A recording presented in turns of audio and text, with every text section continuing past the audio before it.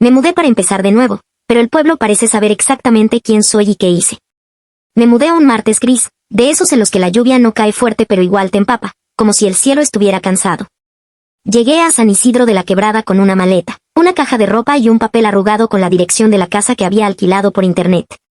Elegí el lugar por lo mismo que cualquiera que quiere desaparecer elegiría, pequeño, lejos de todo, con mala señal y pocas fotos en Google. En los mensajes con la dueña, una señora llamada Elvira, había sido discreta. Pagas el mes por adelantado y listo. Aquí nadie se mete con nadie.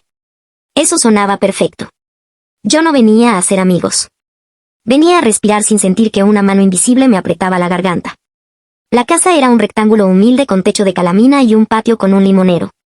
Olía a madera vieja y a tierra mojada. Apenas dejé la maleta, escuché pasos en el porche. Abrí pensando que era Elvira para entregarme las llaves, pero ya las tenía en el bolsillo. Era un hombre alto, flaco, con una gorra que parecía parte de su cabeza.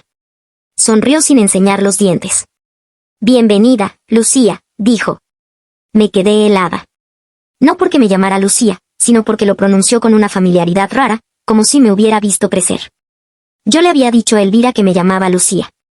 Ese era el nombre que figuraba en el contrato, en el recibo de agua, en todo. Él no podía saber más que eso. Aún así, su tono me revolvió el estómago. «Soy Tomás», agregó, como si nada. «Vivo al frente. Si necesitas algo, ya sabes». Y señaló hacia la calle, donde una casa de adobe tenía las luces encendidas.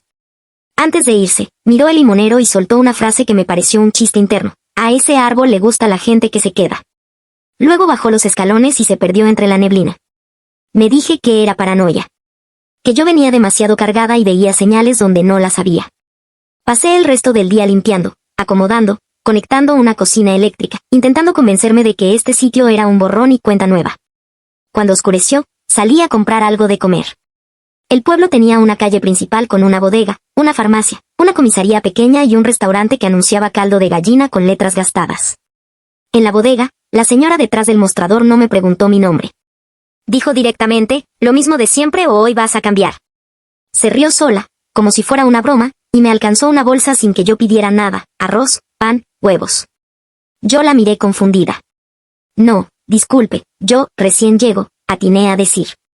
Su sonrisa no cambió, pero sus ojos sí, una especie de paciencia triste. «Ah, claro», respondió, lento. «Recién. Perdona, costumbre». Volví a casa con la bolsa apretada contra el pecho y la sensación de que me estaban probando. Esa noche casi no dormí. Afuera, el viento movía cosas que no veía, y a ratos juraría que alguien caminaba cerca de la ventana. A las 3 de la mañana, escuché el sonido seco de algo cayendo en el porche. Me senté en la cama, inmóvil, con el corazón golpeándome en las orejas. Esperé. Nada más. La curiosidad me ganó y fui descalza hasta la puerta. Abrí apenas, lo suficiente para asomar la cabeza. Había un sobremanila en el piso, sin sello, con mi nombre escrito a mano. No Lucía. Mi nombre real. El que no uso desde hace 2 años. Lo leí una vez y sentí que el aire se me iba de los pulmones como si me hubieran pegado en el estómago. Miré hacia la calle, vacía, neblina, un poste de luz parpadeando. Volví a entrar y cerré con llave. El sobre temblaba en mis manos. Dentro había solo una hoja doblada en 4. La abrí despacio, esperando una amenaza, una foto, algo que confirmara que me habían seguido hasta aquí. Pero era peor porque era simple. Decía, no viniste a empezar de nuevo. Viniste a esconderte. Mañana, a las 6, toca la campana. Y abajo, con una letra distinta, como si alguien hubiera apretado el lapicero con rabia, trae la verdad sobre lo que hiciste. Me quedé sentada en el suelo de la cocina, con la espalda contra la puerta, hasta que amaneció. No era posible. Nadie podía conocer ese nombre. Nadie de mi vida anterior tenía esta dirección. Yo había borrado cuentas, cambiado chip, pagado con efectivo, evitado contarle a cualquiera dónde estaba. Había hecho todo bien, con una disciplina que me consumía. Y aún así, en menos de 24 horas, alguien me había dejado un sobre con el único nombre que me hace sentir sucia. Al día siguiente fingí normalidad porque no sabía qué más hacer.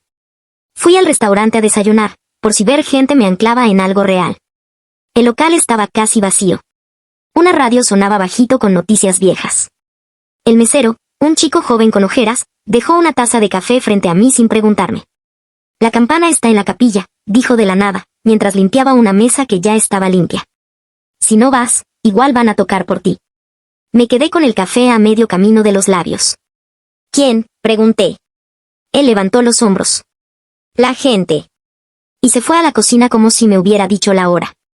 Intenté ir a la comisaría. No para contar todo, solo para decir que alguien me estaba acosando. El policía de guardia era un señor de bigote que olía a mentol. Me miró el sobre, la hoja, y no pareció sorprendido. Aquí hacemos las cosas a nuestra manera, dijo. Si alguien te invita a la campana, es mejor que vayas. Pero esto es una amenaza, insistí. Él se inclinó hacia mí y bajó la voz. Señorita, si yo fuera usted, no me haría la valiente.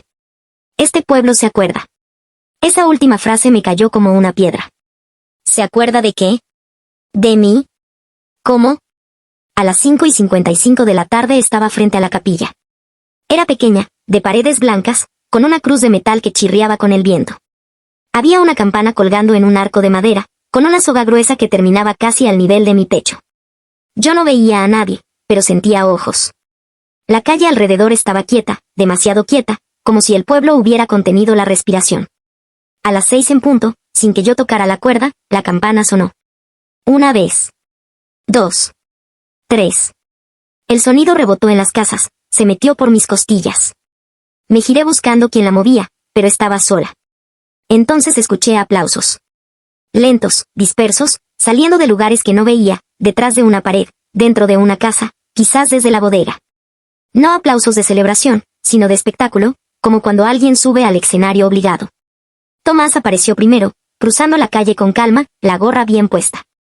Luego Elvira, mi casera, con un chal tejido y la boca apretada. Después la señora de la bodega, el mesero, 2 adolescentes, un anciano con bastón. Se fueron juntando alrededor de mí sin acercarse demasiado, como formando un círculo que dejaba el centro vacío para que yo me hundiera sola. Nadie te va a hacer daño, dijo Elvira. No así. Esa frase, no así, me dio más miedo que si me hubiera dicho que sí me iban a hacer daño. Tomás me miró como si me evaluara. ¿Te acuerdas de ese nombre?, preguntó, y pronunció otra vez mi nombre real, completo, con los 2 apellidos. No lo decía con odio. Lo decía con precisión. Yo sentí náuseas. ¿Quiénes son ustedes?, logré decir. ¿Qué quieren? La señora de la bodega soltó una risita sin humor. Queremos que dejes de actuar, respondió. A ti te sale bien eso. Quise correr. Juro que pensé en empujar a quien se pusiera delante y salir disparada. Pero mis piernas no respondieron. Además, algo en sus caras me dejó clavada. No era curiosidad, era cansancio, como si yo fuera el último trámite de un proceso largo. Tomás señaló la puerta de la capilla. Entra. No, dije. No voy a, entra, repitió, más firme. Elvira dio un paso hacia mí, y por primera vez vi en sus ojos algo parecido a compasión. Aquí no se viene a esconder, murmuró. Aquí se viene a pagar. Dentro de la capilla olía a cera y a humedad. Había bancas de madera, un altar sencillo y, al fondo, una mesa con un cuaderno grande abierto. Encima, un lapicero. A un lado, una silla. Me pareció una escena de oficina montada en un lugar sagrado, como si quisieran disfrazar un juicio con velas. En la primera página del cuaderno estaba mi nombre real escrito otra vez, y debajo, una fecha. La fecha exacta de la noche que me arruinó la vida. Sentí que la boca se me secaba. En esa noche yo no estaba en un pueblo, ni en una capilla. Estaba en una ciudad ruidosa, en un estacionamiento mal iluminado, con las manos temblando sobre un volante. Podía escuchar otra vez el golpe sordo, el grito ahogado, el sonido de algo arrastrándose. Podía oler el plástico caliente del tablero. Ese recuerdo vive en mí como un animal escondido, y siempre lo mantuve enjaulado. Hasta ahora. Escribe, dijo Tomás desde la puerta. ¿Escribir qué?, pregunté sin girarme. La señora de la bodega contestó por él, lo que hiciste. No lo que te conviene. Lo que pasó de verdad. Mi primer impulso fue mentir. Es un reflejo que ya no pienso. Mentir para sobrevivir, mentir para respirar, mentir para llegar al siguiente día. Pero en ese cuaderno ya había demasiada precisión. Alguien sabía demasiado. ¿Cómo? ¿Quién les dijo? ¿Por qué aquí? Me senté. Tomé el lapicero. La punta temblaba sobre el papel. Me mudé para empezar de nuevo, pero el pueblo parece saber exactamente quién soy y qué hice. Me mudé un martes gris, de esos en los que la lluvia no cae fuerte pero igual te empapa, como si el cielo estuviera cansado. Llegué a San Isidro de la Quebrada con una maleta, una caja de ropa y un papel arrugado con la dirección de la casa que había alquilado por internet. Elegí el lugar por lo mismo que cualquiera que quiere desaparecer elegiría: pequeño, lejos de todo, con mala señal y pocas fotos en Google. En los mensajes con la dueña, una señora llamada Elvira, había sido discreta: pagas el mes por adelantado y listo. Aquí nadie se mete con nadie. Eso sonaba perfecto. Yo no venía a hacer amigos. Venía a respirar sin sentir que una mano invisible me apretaba la garganta. La casa era un rectángulo humilde con techo de calamina y un patio con un limonero. Olía a madera vieja y a tierra mojada. Apenas dejé la maleta, escuché pasos en el porche. Abrí pensando que era Elvira para entregarme las llaves, pero ya las tenía en el bolsillo. Era un hombre alto, flaco, con una gorra que parecía parte de su cabeza. Sonrió sin enseñar los dientes. «Bienvenida, Lucía», dijo. Me quedé helada. No porque me llamara Lucía, sino porque lo pronunció con una familiaridad rara, como si me hubiera visto crecer. Yo le había dicho a Elvira que me llamaba Lucía. Ese era el nombre que figuraba en el contrato, en el recibo de agua, en todo. Él no podía saber más que eso. Aún así, su tono me revolvió el estómago. «Soy Tomás», agregó, como si nada. «Vivo al frente. Si necesitas algo, ya sabes». Y señaló hacia la calle, donde una casa de adobe tenía las luces encendidas.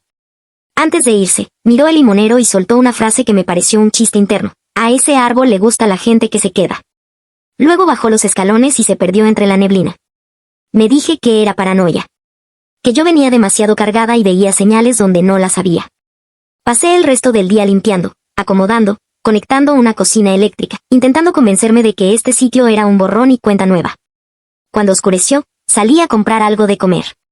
El pueblo tenía una calle principal con una bodega, una farmacia, una comisaría pequeña y un restaurante que anunciaba caldo de gallina con letras gastadas. En la bodega, la señora detrás del mostrador no me preguntó mi nombre. Dijo directamente: «¿Lo mismo de siempre o hoy vas a cambiar?». Se rió sola, como si fuera una broma, y me alcanzó una bolsa sin que yo pidiera nada: arroz, pan, huevos. Yo la miré confundida. «No, disculpe, yo recién llego», atiné a decir. Su sonrisa no cambió, pero sus ojos sí, una especie de paciencia triste. «Ah, claro», respondió, lento. «Recién. Perdona, costumbre». Volví a casa con la bolsa apretada contra el pecho y la sensación de que me estaban probando. Esa noche casi no dormí. Afuera, el viento movía cosas que no veía, y a ratos juraría que alguien caminaba cerca de la ventana. A las 3 de la mañana, escuché el sonido seco de algo cayendo en el porche. Me senté en la cama, inmóvil, con el corazón golpeándome en las orejas. Esperé. Nada más. La curiosidad me ganó y fui descalza hasta la puerta. Abrí apenas, lo suficiente para asomar la cabeza. Había un sobremanila en el piso, sin sello, con mi nombre escrito a mano. No Lucía. Mi nombre real. El que no uso desde hace 2 años. Lo leí una vez y sentí que el aire se me iba de los pulmones como si me hubieran pegado en el estómago. Miré hacia la calle, vacía, neblina, un poste de luz parpadeando. Volví a entrar y cerré con llave. El sobre temblaba en mis manos. Dentro había solo una hoja doblada en 4. La abrí despacio, esperando una amenaza, una foto, algo que confirmara que me habían seguido hasta aquí. Pero era peor porque era simple. Decía: «No viniste a empezar de nuevo. Viniste a esconderte. Mañana, a las 6, toca la campana». Y abajo, con una letra distinta, como si alguien hubiera apretado el lapicero con rabia: «Trae la verdad sobre lo que hiciste». Me quedé sentada en el suelo de la cocina, con la espalda contra la puerta, hasta que amaneció. No era posible. Nadie podía conocer ese nombre. Nadie de mi vida anterior tenía esta dirección. Yo había borrado cuentas, cambiado chip, pagado con efectivo, evitado contarle a cualquiera dónde estaba. Había hecho todo bien, con una disciplina que me consumía. Y aún así, en menos de 24 horas, alguien me había dejado un sobre con el único nombre que me hace sentir sucia. Al día siguiente fingí normalidad porque no sabía qué más hacer. Fui al restaurante a desayunar, por si ver gente me anclaba en algo real. El local estaba casi vacío. Una radio sonaba bajito con noticias viejas. El mesero, un chico joven con ojeras, dejó una taza de café frente a mí sin preguntarme. «La campana está en la capilla», dijo de la nada, mientras limpiaba una mesa que ya estaba limpia. «Si no vas, igual van a tocar por ti». Me quedé con el café a medio camino de los labios. «¿Quién?», pregunté. Él levantó los hombros. La gente. Y se fue a la cocina como si me hubiera dicho la hora. Intenté ir a la comisaría. No para contar todo, solo para decir que alguien me estaba acosando. El policía de guardia era un señor de bigote que olía a mentol. Me miró el sobre, la hoja, y no pareció sorprendido. Aquí hacemos las cosas a nuestra manera, dijo. Si alguien te invita a la campana, es mejor que vayas. Pero esto es una amenaza, insistí. Él se inclinó hacia mí y bajó la voz. Señorita, si yo fuera usted, no me haría la valiente. Este pueblo se acuerda. Esa última frase me cayó como una piedra. ¿Se acuerda de qué? ¿De mí? ¿Cómo? A las 5:55 de la tarde estaba frente a la capilla. Era pequeña, de paredes blancas, con una cruz de metal que chirriaba con el viento. Había una campana colgando en un arco de madera, con una soga gruesa que terminaba casi al nivel de mi pecho. Yo no veía a nadie, pero sentía ojos. La calle alrededor estaba quieta, demasiado quieta, como si el pueblo hubiera contenido la respiración. A las 6 en punto, sin que yo tocara la cuerda, la campana sonó. Una vez. 2. 3. El sonido rebotó en las casas, se metió por mis costillas. Me giré buscando quien la movía, pero estaba sola. Entonces escuché aplausos. Lentos, dispersos, saliendo de lugares que no veía, detrás de una pared, dentro de una casa, quizás desde la bodega. No aplausos de celebración, sino de espectáculo, como cuando alguien sube al escenario obligado. Tomás apareció primero, cruzando la calle con calma, la gorra bien puesta. Luego Elvira, mi casera, con un chal tejido y la boca apretada. Después la señora de la bodega, el mesero, 2 adolescentes, un anciano con bastón. Se fueron juntando alrededor de mí sin acercarse demasiado, como formando un círculo que dejaba el centro vacío para que yo me hundiera sola. Nadie te va a hacer daño, dijo Elvira. No así. Esa frase, no así, me dio más miedo que si me hubiera dicho que sí me iban a hacer daño. Tomás me miró como si me evaluara. ¿Te acuerdas de ese nombre?, preguntó, y pronunció otra vez mi nombre real, completo, con los 2 apellidos. No lo decía con odio. Lo decía con precisión. Yo sentí náuseas. ¿Quiénes son ustedes?, logré decir. ¿Qué quieren? La señora de la bodega soltó una risita sin humor. Queremos que dejes de actuar, respondió. A ti te sale bien eso. Quise correr. Juro que pensé en empujar a quien se pusiera delante y salir disparada. Pero mis piernas no respondieron. Además, algo en sus caras me dejó clavada. No era curiosidad, era cansancio, como si yo fuera el último trámite de un proceso largo. Tomás señaló la puerta de la capilla. Entra. No, dije. No voy a, entra, repitió, más firme. Elvira dio un paso hacia mí, y por primera vez vi en sus ojos algo parecido a compasión. Aquí no se viene a esconder, murmuró. Aquí se viene a pagar. Dentro de la capilla olía a cera y a humedad. Había bancas de madera, un altar sencillo y, al fondo, una mesa con un cuaderno grande abierto. Encima, un lapicero. A un lado, una silla. Me pareció una escena de oficina montada en un lugar sagrado, como si quisieran disfrazar un juicio con velas. En la primera página del cuaderno estaba mi nombre real escrito otra vez, y debajo, una fecha. La fecha exacta de la noche que me arruinó la vida. Sentí que la boca se me secaba. En esa noche yo no estaba en un pueblo, ni en una capilla. Estaba en una ciudad ruidosa, en un estacionamiento mal iluminado, con las manos temblando sobre un volante. Podía escuchar otra vez el golpe sordo, el grito ahogado, el sonido de algo arrastrándose. Podía oler el plástico caliente del tablero. Ese recuerdo vive en mí como un animal escondido, y siempre lo mantuve enjaulado.